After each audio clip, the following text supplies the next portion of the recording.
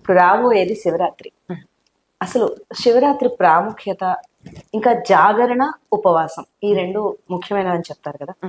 ఉపవాసం సైంటిఫికల్ అని ఒక జపాన్ శాస్త్రవేత్త చెప్తే తప్ప చాలా ప్రపంచానికి తెలియలే. మన ఋషులు ఎప్పటి నుంచో చెప్తున్నారు ఈ విషయం. అంతే. ఉపవాసం వల్ల ఉపయోగం ఉంది. జాగరణ వల్ల, ఉపవాసం వల్ల మామూలుగా సాధారణమైన ప్రజలకు కలిగే ఉపయోగం ఏంటి అన్నది చెప్తారా? సో ఫస్ట్ మేము ప్రశ్న అంటే మన శివరాత్రి ఎలాగ చేసుకుంటాం అనేసి. సో శివరాత్రి అన్న స్టోరీ మనకు శివ మహాపురాణంలో వస్తుంది అనమాట. సో చాలా మంది ఏమనుకుంటారు అంటే శివుడు పూజ చేయడము, తర్వాత ఆ రోజు మనము ఏకభుక్తంగా లేదంటే తినకుండా ఉండడము, కొంతమంది ఉమ్ము కూడా మింగరు, అలా ఉంటారు అనుకుంటారు. బట్ దానికి వెనకాల ఫస్ట్ మనకు స్టోరీ తెలియాలి. దట్ శివరాత్రి మనము ఎందుకు చేసుకుంటాము. నార్మల్ భాషలో చెప్పాలి అంటే Shivaratri is equal to birthday of Shiva. Like Krishnashtami అంటే కృష్ణుడు పుట్టినరోజు, ఆవిర్భవించడం. వాళ్ళకేంటి జన్మ ఉండదు, అవతారం అవతరిస్తారు. సో ఈ శివరాత్రి అన్న రోజు లింగ రూపంలో పరమాత్మ రూపాన్ని తీసుకున్నారు. ఎక్కడ తీసుకున్నారు అంటే మొదట వచ్చిన శివలింగము మనకు అరుణాచలంలో వచ్చిందనమాట. జ్యోతి స్వరూపంలో మొదట అక్కడ వచ్చిందన్నమాట. అగ్నిలింగం మొదట వచ్చింది. సో ఫస్ట్ శివ ఆవిర్భావం అయింది. కాబట్టి ఈ రోజు ఎవరైతే నన్ను పూజించుకుంటారో వాళ్లకు నేను అన్ని కోరికలు తీరుస్తాను అని చెప్పేసి పరమాత్మ చెప్పడం వల్ల ఆ రోజు మనం పూజ అనేది చేస్తాం. సో పూజ రాత్రి అని ఎందుకు అంటే మనకు శివ, శక్తి, కృష్ణ వీళ్ళందరికీ కూడా చూడండి రాత్రి ఉత్సవాలు చేస్తాం మనం. ఎందుకు అలాగా అంటే రాత్రి అన్నదానికి రెండు కారణాలు ఉన్నాయండి. రాత్రి అనగానే ఏముంటుంది? అంధకారం. సో రాత్రిని మన శాస్త్రాల్లో అంధకారంతో పోల్చారనమాట. ప్రతి మనిషి కూడా మనం అజ్ఞానంధకారంలో ఉన్నామండి. ఫస్ట్ అజ్ఞానం ఏంటిది అంటే నేను అంటే ఏంటిది? నేను బాడీ అని అనుకుంటున్నాం మనం. అందుకోసమే కదా నేను స్త్రీని, నేను ఒక బ్రాహ్మణుడిని, నేను ఇక్కడ పుట్టాను, నాకు అంటే నేను ఇంత డబ్బు ఉంది, నేను ఇంత చదువుకున్నా, నాకు ఇది ఉంది, నాకు అది లేదు. ఇవన్నీ ఎక్కడ రిలేట్ అవుతున్నాయి అంటే నేను అన్న భావన ఒక పాయింట్. నేను నాది అనడం వల్లే అసలు అన్ని చెడు మంచి అన్ని అసలు చెడు దాని వల్ల జరుగుతుంది. ఉదాహరణకు చెప్పాలి అంటే మనకు భగవద్గీతలో కూడా మొదట ఎలా అర్థమవుతుందంటే పాండవ ధర్మక్షేత్రే కురుక్షేత్రే దాంట్లో అడిగింది పాండవ అంటే పాండవులు నా పుత్రులు ఏం చేశారు.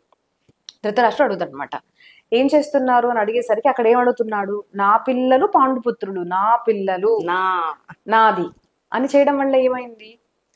యుద్ధం జరిగింది. అక్కడ యుద్ధం జరగడానికి కారణం కూడా ఏంటిది అంటే నేను, నా పిల్లలు, నాకు కావాలి అన్నదే జరిగింది. సో ఇట్లాంటి అజ్ఞానం ఉండడం వల్లే మనకు ఇవన్నీ కూడా జరుగుతాయి అన్నమాట. సో ఇట్లాంటి అజ్ఞానాన్ని దూరం చేసేవే దాన్ని పరమాత్మ ఉపాసన అని అంటారన్నమాట.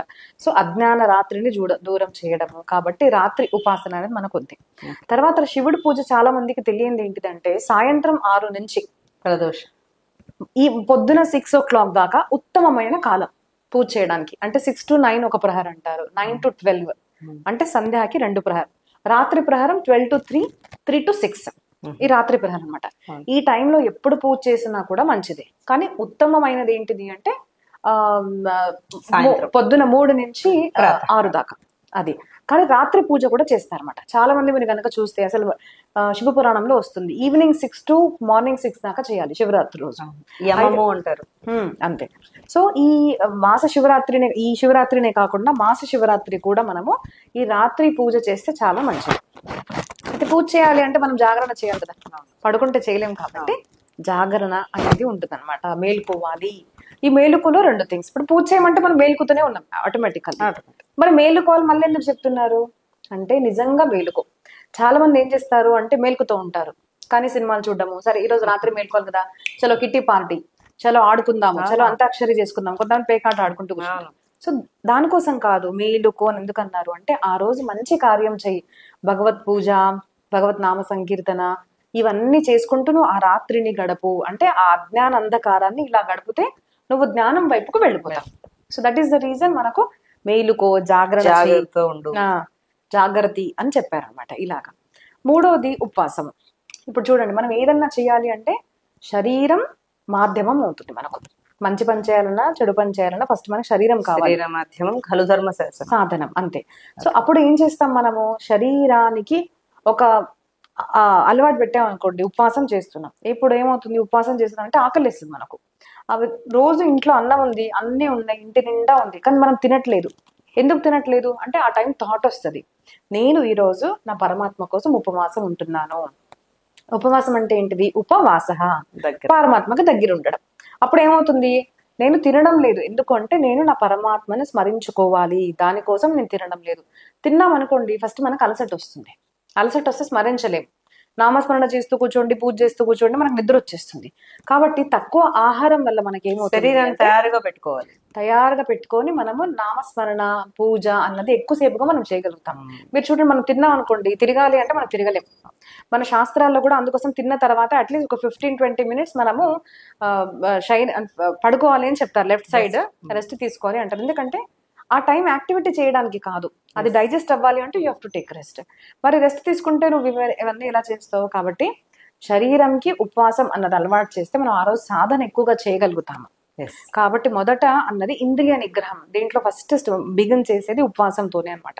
మరి ఉపవాసం అంటే చాలా మంది ఏమనుకుంటారంటే, ఇక్కడ అంటే సౌత్ సైడ్ లో అయితే పూరి తింటారు, దోశ తింటారు, ఇడ్లీ తింటారు, అలా కాదు. ఉపవాసము అనేసరికి మొదట అర్థం ఏంటిది అంటే పరమాత్మ స్మరణ, పరమాత్మకి దగ్గరగా ఉండాలి మానసికంగా. అది దగ్గరగా ఉండాలి అన్నదానికి మనం శరీరంతో కొన్ని యాక్టివిటీస్ చేస్తున్నాం. ఏంటిది అంటే ఇంద్రియ నిగ్రహం. దీంతో ఇష్టం వచ్చింది ఈ రోజు నేను తినను అంటే ఏంటిది? మొదట అయితే వితౌట్ వాటర్ ఉండడం మంచిది. ఉండలేము అంటే పాలు పళ్ళు ఇలాగ తీసుకొని ఉండొచ్చు. ఇది కూడా తీసుకొని ఉండలేము, లేదు మాకు ఏదైనా కావాలి అంటే అప్పుడు మనం సగ్గు బియ్యము ఇట్లాంటివన్నీ తీసుకుంటాం. కానీ మెయిన్ థింగ్ ఏంటిది? ఎంత తిన్నాం అన్నది కాదు, ఎంత తినడం వల్ల నువ్వు ఎక్కువ స్మరణ చేయగలుగుతావు. అంతే. ఇంత తింటే నువ్వు ఎక్కువ స్మరణ చేయగలుగుతావు అనుకోండి, తినేసేయి. అంతేకాని వాటర్ తాగకుండా మనము అబ్బా తినుంటే బాగుంటుంది, 9 ఎప్పుడు అవుతుందో, పొద్దున ఎప్పుడు అవుతుందో, టిఫిన్ చేసేస్తాను అని అనుకోకుండా మనము ఆ ఉపవాసం ఎంత తినాలి, ఎంత తక్కువ తినాలి, ఎంత తినాలి అంటే శరీరాన్ని బట్టి మనము స్మరణ చేయగలగాలి. భగవన్ నామ స్మరణ చేయగలగాలి, మనం ఫుడ్ స్మరణ చేయకూడదు అనమాట. సో అంతగా తినొచ్చు.